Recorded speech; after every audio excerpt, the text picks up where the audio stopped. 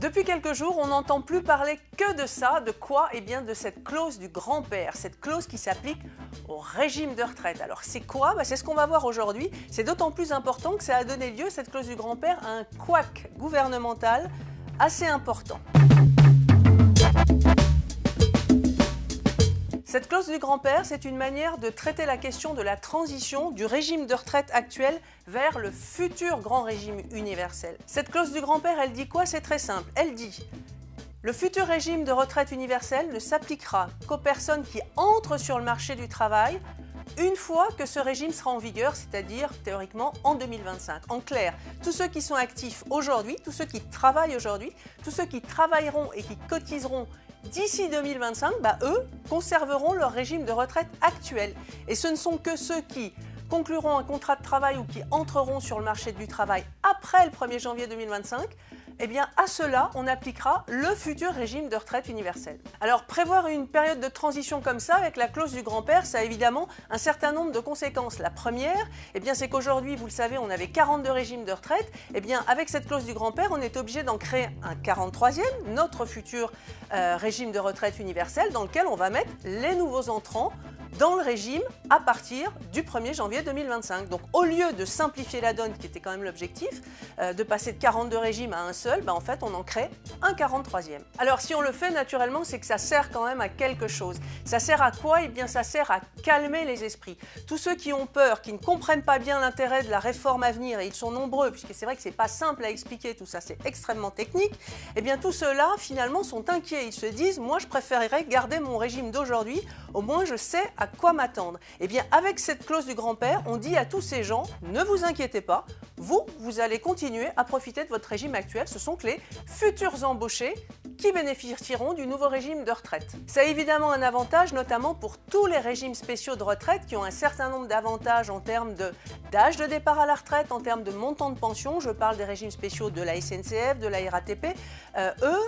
Ils ont intérêt à avoir cette clause du grand-père. Pourquoi? Ça veut dire que tous ceux qui sont embauchés avant 2025 conservent leurs avantages actuels. Donc eux réclament cette clause du grand-père. Alors les bases du gouvernement aujourd'hui, c'est quoi? C'est d'abord le rapport de Jean-Paul Delevoye, le haut-commissaire, rapport qu'il a remis mi-juillet au Premier ministre. Dans ce rapport, le haut-commissaire disait quoi? Il disait: ma préférence à moi, haut-commissaire Jean-Paul Delevoye, c'est de mettre en œuvre cette réforme des retraites, donc le nouveau régime universel, à partir de 2025 pour tous ceux qui sont de la génération et donc qui sont nés en 1963. Ces gens-là, c'est ceux qui en fait auront 62 ans, âge légal de la retraite, en 2025.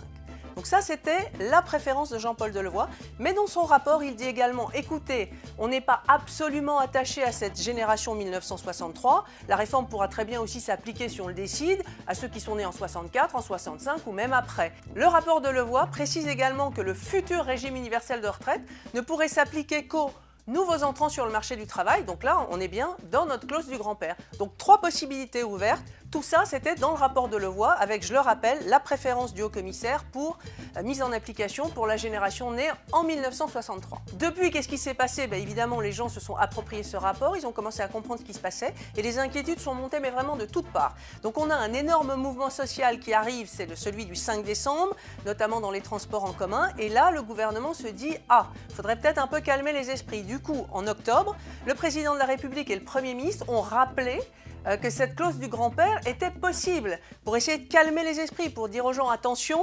peut-être ne serez-vous pas directement concernés par la réforme des retraites, ça sera peut-être que les nouveaux entrants. Cela permet au gouvernement et à l'exécutif de calmer les esprits en vue de cette grande grève du 5 décembre. Et patatras, le 7 novembre, le commissaire aux retraites, Jean-Paul Delevoye, lui, dans une interview aux Parisiens, il dit: écoutez, cette clause du grand-père, c'est très bien, mais si on l'applique, il faut l'appliquer à tout le monde, sinon c'est injuste. Et si on l'applique à tout le monde, eh bien la réforme n'a plus de sens puisqu'elle entrera en vigueur dans très longtemps.